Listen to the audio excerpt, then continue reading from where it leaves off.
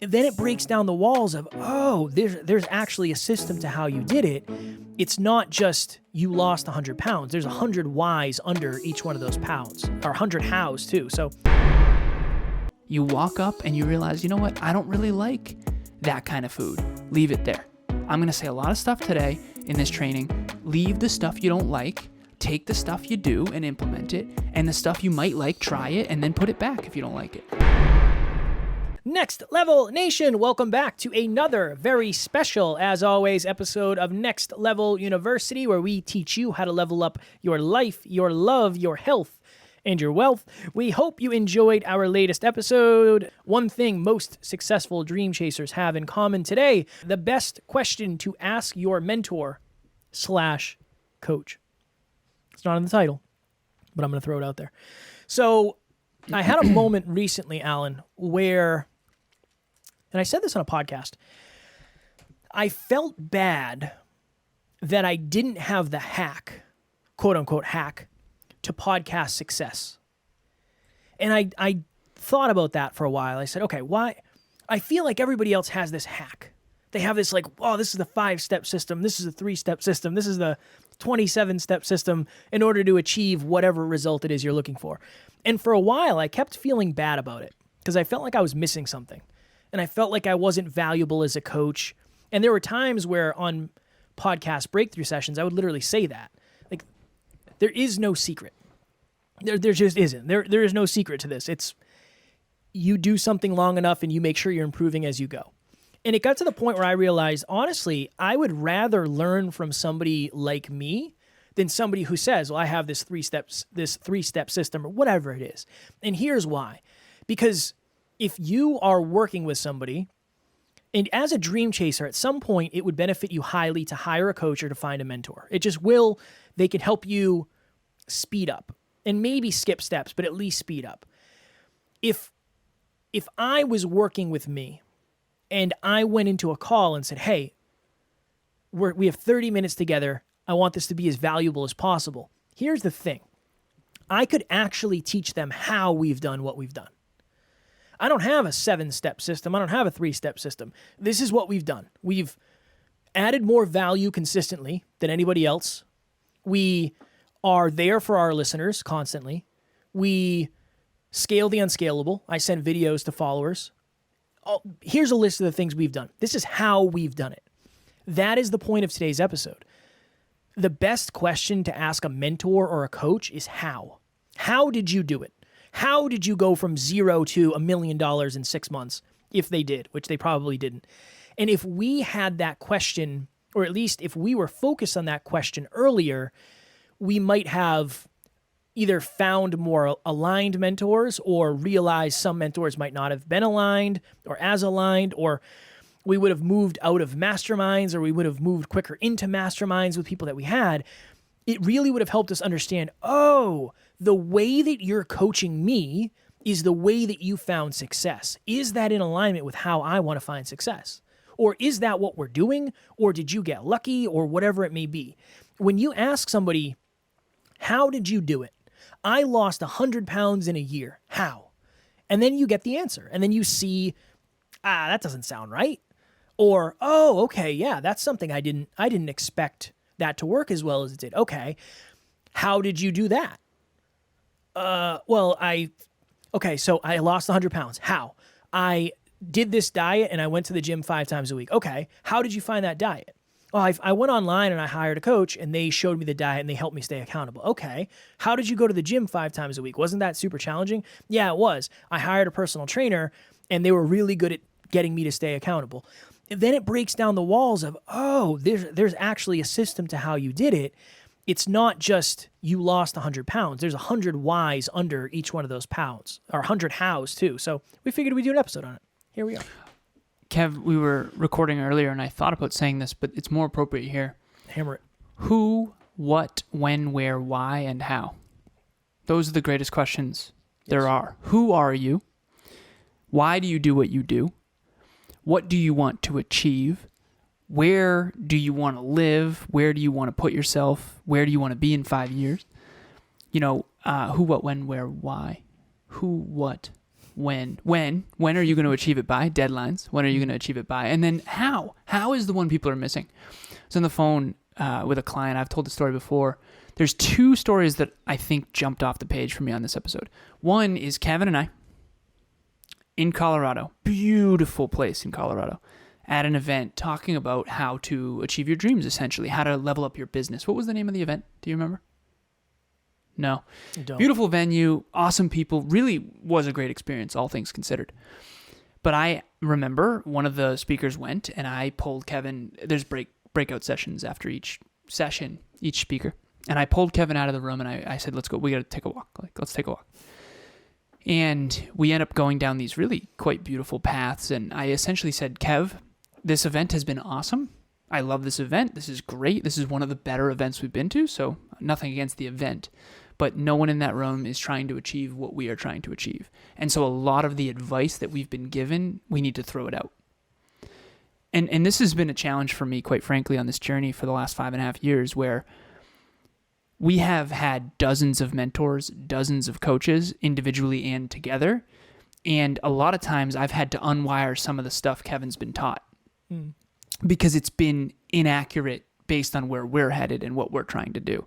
And some of it has been great. So that's the interesting thing, right? I've learned a lot from my mentors. I've also learned a lot of things that they didn't realize or they didn't know or they weren't trying to actually do. Their who, what, when, where, why, how was not aligned with our who, what, when, where, why, and how. If you're trying to be an Olympic athlete who does swimming, that's very different than an Olympic pole vaulter. So while the advice and the fundamentals might be similar, the nuances are very, very different.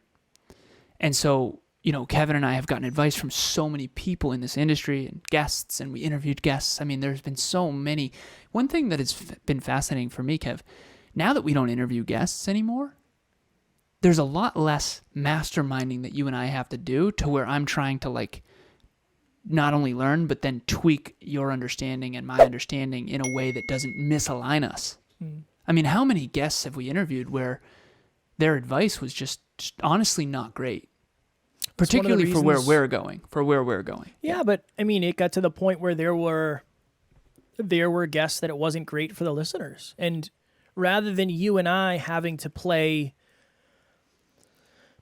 let's have an open discussion on whether or not you actually are accurate with how you got your results, we said, honestly, it's probably best not to interview people.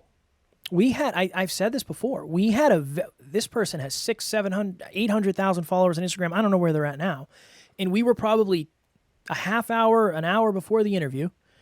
And I texted Alan and I said, we can't do this interview. It's not aligned. This person is, they're saying something that's not true. And it's going to make our listeners feel really good, but it's not going to help them at all. And I know that. And we both know that. We can't do it. And I think after that, that's when we started gearing away from guests. And we've had some amazing guests. We've had some amazing guests who we are friends with behind the scenes. But honestly, we've also had some guests that if I could redo it, I probably wouldn't do the episode. We've also had guests that we've had on that never saw the light of day. So there's a spectrum to it. But to Alan's point, it's hard because there's a bias to what's worked for you, right? Anybody who comes to me, I'm going to say, yeah, you definitely should have a podcast because that's what I believe. Now, is that true for everybody? If you can be consistent, I think it'll add value to your life and your business and whatever, but maybe YouTube, I don't know, right? It's hard. It's hard. You talked about this earlier today, results not typical. Yeah. How important is that when it comes to having a coach or a mentor? Results are not typical. But even us, I tell my podcast clients, you don't want what we have. I know you think you do, but like it's not the amount of things that would have to shift in your life. You'd have to give up everything else. Like, do you want to give up everything else and go all in on this? If so, we can do it. But understand that the odds of you getting to where we are just so astronomically low. It wouldn't be good advice for me to give you to do what we're doing. It's not, I tell people that all the time. Don't do 7 episodes a week. Don't do it. It's not going to be what you want it to be most likely because there's a series of other things that are happening behind the scenes. So I try to give that advice with podcasters all the time because I understand, you see where we are and you think, okay, what was the hack? Hard work every single day for the last 1,800 days. That's the hack. I don't know any other hacks. Make sure you title your episodes really well. Make sure you're pouring into your community. Make sure you have a lot of ways to add value. There's a lot of intricacies, but there is no hack. The how is we've done this longer than anything else we've done, and we try to get a little bit better every single day, and we're consistent. That's the how. But it's hard because that's not the how that a lot of people are looking for. Understandably, I understand that that's not the advice you want. I very much understand. Well, I was on book club on Saturday, and we're talking about behavior change. So I use myself as an example in one of the principles. In Switch, they talk about behavior change, and a lot of people think that behavior change is easy. That's so untrue. So untrue. You know, it's very difficult to... And I said, okay, let's just talk for a second. Like, pull back the curtain here. Book club, private, right? Here we go. Let's pull back the curtain. How have I done 87 book clubs in a row? How have Kevin and I done 1,169 episodes in a row? How have I done thousands of coaching calls with 30 plus clients, 15 team members? Like, how? How have we never missed? How? How are we doing it? I said, if you want to know the true cheat codes, you go and look at someone who executes at that level and you ask them the how in private. Yeah. Ask them the how in private, because that's when they can say, you know what, honestly, you don't actually want this. This is brutal, right? And I said this in book club, and I want to share this with all of our listeners. I've edited, so we have 1,169 episodes. Really think about this for a second, okay? This is for you. I've edited one episode. One. Okay. You want to know how Alan Lazaros has 1,169 episodes? And I only edited one. I remember we were in the airport. It was Anthony Trucks. I'll never forget it because we almost missed our plane. I edited that episode. Kevin did every other one, and we have an amazing production team that now does it all for us. And there's no way that I could do everything else I'm doing and 7 episodes a week every week if that wasn't the case. No. And so, no, for the people in book club, for the people listening right now, no, you're not going to have 7 episodes a week with an episode a day and never miss. That's not typical. Results not typical. We didn't start there. You could start like we did. You could have 1 episode a week, and hopefully you have a podcast co-host that edits all the audio and video and is willing to grind for 16 hours for 1 teaser clip, you know? But that's kind of my point here is these mentors, these coaches, what I've found, I've had dozens at this stage, almost to the point where I wish I hadn't, okay? So huge disclaimer with mentors and coaches. They have to be the right ones, and they have to be aware of what they reverse engineered, and they have to be aware of their quantum abilities. If you can't swim like Michael Phelps, it's not because you don't work as hard. It's because he works harder and he's a freak of nature, okay? And you have to understand that. Otherwise, you'll always be disheartened, and you'll wonder why it's not working. And no, Michael Phelps should not do a course on the 3 easy steps to win 27 Olympic gold medals. Mm. There are no 3 easy steps to win 27 Olympic gold medals. No. And Kevin and I want to be honest with that. And so who, what, when, where, why, and how, try to pick the gold from the consciousness of mentors and coaches, but be very, very careful of the gold that you cherry pick. Hi, my name's John Laurito, and I just wanted to give a big shout out to Kevin Palmieri. I had reached out to him. He had been referred to me when I had shared with a friend of mine some interest in doing a podcast, and he said, you've got to use Kevin. He's fantastic. He's the best around. He'll get you started and off the ground and soaring high. Kevin was phenomenal in terms of leading me through the whole process, and not just easy to work with, but really, really knows his stuff. So whether you're looking for somebody to help you and get you started, or somebody, as I've done, where I'm putting it entirely in his hands because I've got total trust and confidence in him, any of those ends of the spectrum, you're gonna have a lot of success and a lot of fun working with Kevin. Trust me. Thanks. It's like going up to a buffet. And in my trainings, I literally say this. I say, listen, the name of this training is how to become the most productive and effective version of yourself. The key is yourself. I'm going to show you how I've done it over the last 7.5, 8 years with these little black notebooks of tracking my habits, how I've become the most productive and effective version of myself. The key word there is myself.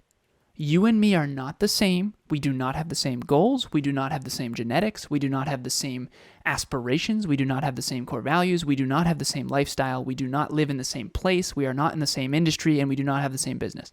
So I'm going to teach you how to become the most productive and effective version of yourself. But remember, this is a buffet. You walk up and you realize, you know what? I don't really like that kind of food. Leave it there. I'm going to say a lot of stuff today in this training. Leave the stuff you don't like. Take the stuff you do and implement it. And the stuff you might like, try it, and then put it back if you don't like it. And, in this analogy, obviously don't put food back. But but that's my point, is it's buffet style. It's a buffet style training. And if you do have a coach or a mentor, it needs to be buffet style. I mean, Emilia has some corporate coaches. I have coaches, therapists. I'm about to get a new therapist, actually.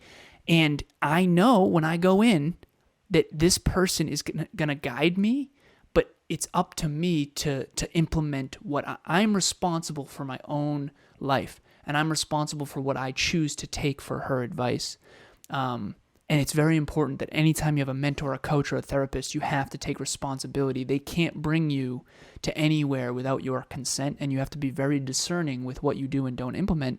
Every single one of our coaches and mentors have helped us in some way, but we've had to be very discerning and filter it through our own consciousness. Even when it comes to the name of this podcast, Next Level University, Evan, one of our coaches, didn't like university.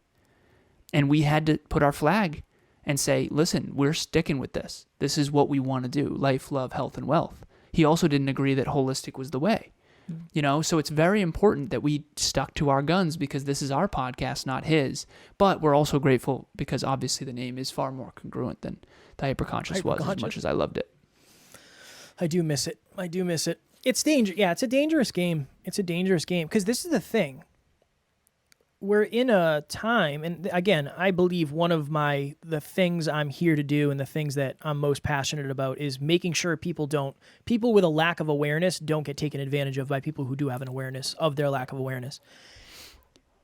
Alan and I, it's almost like I will try to dissuade you, and I think that's a word, from doing what we're doing, where other people will say, we can get you the results we have easily. When I just understand it's not true. And that's why Alan and I were talking about movie stars earlier that might or not be using performance enhancing drugs.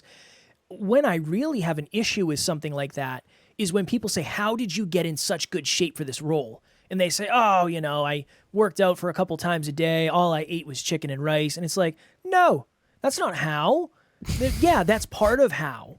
But how, this is the frame. How much of how is somebody giving you?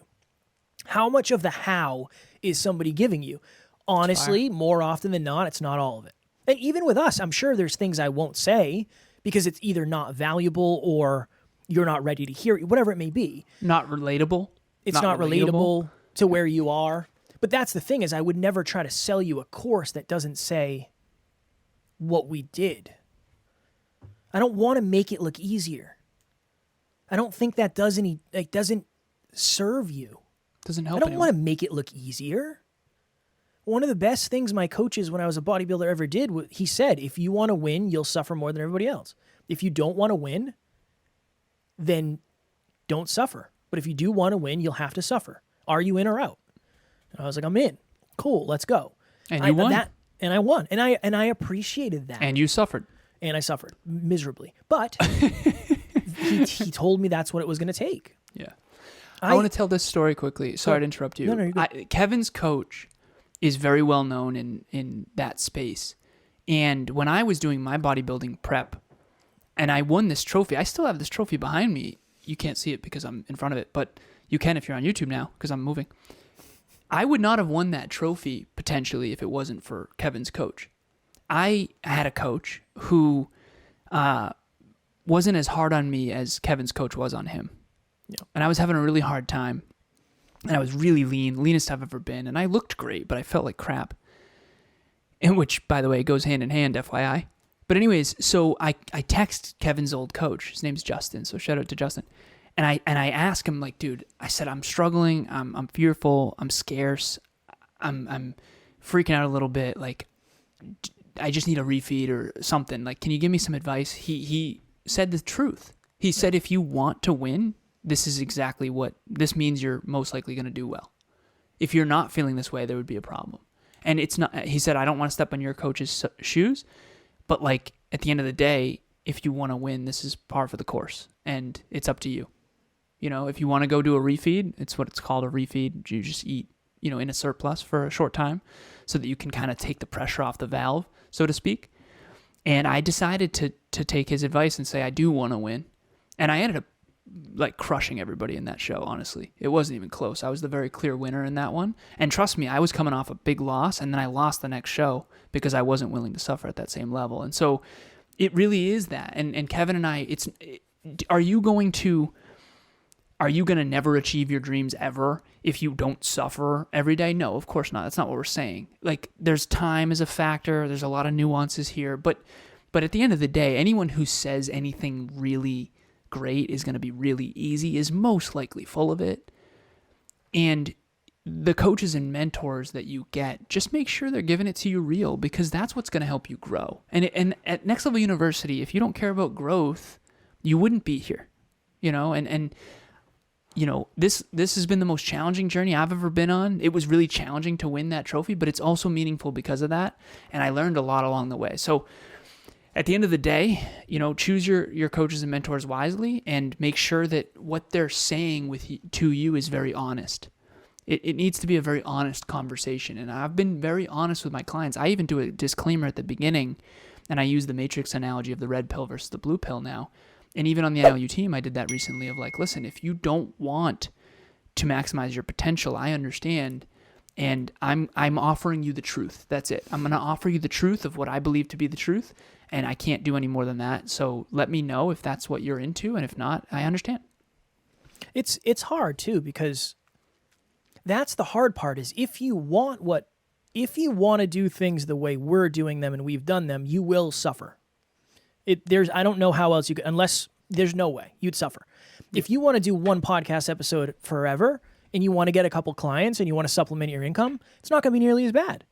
That's where a lot of the advice sucks, because people who are trying to accomplish something massively world-shifting maybe are saying everybody's got to suffer and you'll never succeed if you don't suffer. Your suffer is going to be at the level of your goals. I think that's a really good way to look at it, where Alan and I weren't suffering a lot when we were doing one episode a week. We weren't succeeding at all either, but that's part of it. 1,000 listens in an entire year. Yeah, not strong great. work. Yeah, not great. But I want that to be part of it too. Is the how you want is also dependent on the what you want. How did you do it depends on what you actually want. How to start a podcast? I can get you a podcast in an hour. It's not hard. It's easy. You can find that on YouTube. How to start a podcast. Cool. Are there easier ways to do it? Probably. How to get clients from podcasts? We can help you with that. But it depends on what you want. It all depends on what you want. You had two one-liners that were very powerful. One was how much of the how are they giving you? That's fire. Hang on to that one. And then the second one you just said, which is the level of the suffer. The level of the suffer is at the level of the goal. Those are Somebody both really asked me strong. that recently. Hold on. What was the first one? The first one was how much of the how are they actually giving you? That's fire. So I was on a podcast the other day, and somebody said, one of the questions I get asked often, I think it's in my profile, can you succeed without struggle? And I said, no. You will succeed. No, this is what I said. I said the level of suffering is directly connected to the level of your goals. So that's it. That's my answer. Yeah, that's fire. I mean, if you want to lose 5 pounds, it will be easier than losing 50. By a significant margin, exponentially easier. That's the thing people don't understand. Circumstantially, because if you're on your last 5 pounds on a bodybuilding, so circumstantially. Right. If you have 10% body fat and you still want to lose 5 more pounds, it's going to be horrible. It's going to be but if you're overweight and you lose 5 pounds, that's... But again, that's also a challenge too, because, you know, it's very difficult. See how it's so difficult? That's the humble piece of this.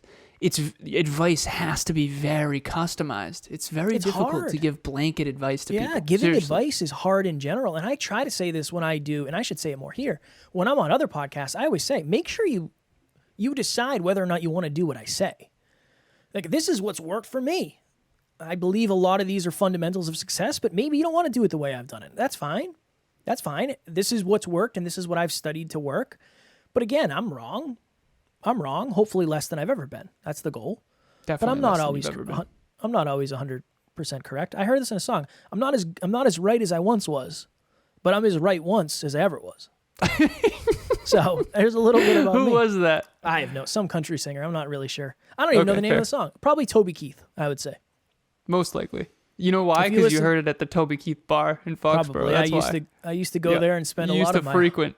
my hard-earned money. You did a backflip and got kicked out of there. True or false? That was false. That was actually at another bar. Hawk's Can't Nest. No, Hawks. I What don't think bar? I've ever been to a bar called the Hawk's Nest, son. Turtle Tavern, son? No, I've never been to Turtle Sure. Tavern. I know you have. I don't remember the name of it, but I did a backflip and I almost kicked a young lady in the head. And they were like, "Hey, man." I didn't get kicked out. They were just like, "Hey, man, what the hell are you doing?" And I was like, "Yeah, dude, I don't know. I'm an idiot." Mid-20s Kev or early 20s Kev. That is what you get. All right, we're going to go. Next level nation. Please, if you have not yet and you're interested in meeting other like-minded individuals, join our private Facebook group, Next Level Nation. Link is in the show notes. So I just found this out. We are only $150 from our goal for the Next Level Hope Foundation. So if you go to nextleveluniverse.com, click the link in the show notes, you can go to events and then click Next Level Hope Foundation. You can either attend or you can donate, or both, if you're in the local area and have little ones, of course, and you're a single parent. There's a lot of stipulations to attending, but you can donate no matter who you are, no matter where you live. And we're only $150 from goal, which is really cool. And so our goal was $500 for the Father's Day event. It's $1,000 for the holiday event. And we're at $850 right now. And Kevin and I are matching the $500 with an additional $500, which is really cool. So every dollar that you donate will actually be double, as long as it's prior to the $1,000 mark. So there's $150 left. I saw 2 people this past weekend. One donated $20. Thank you so much. You know who you are. One donated $25. Thank you so much. You know who you are. And we really appreciate it. Thank you so much. And while you can donate anonymously if that's what you want to do, I also like when you don't, because I like to get to see who's contributing. So thank you. Thank you very much. Next Level Nation. Tomorrow, there it is. It is our live podcast. 3 ideas that are holding you back. So it's last week's live podcast. As always, we love you, appreciate you, grateful for each and every one of you. And at NLU, we do not have fans, we have family. We will talk to you all tomorrow. Please reach out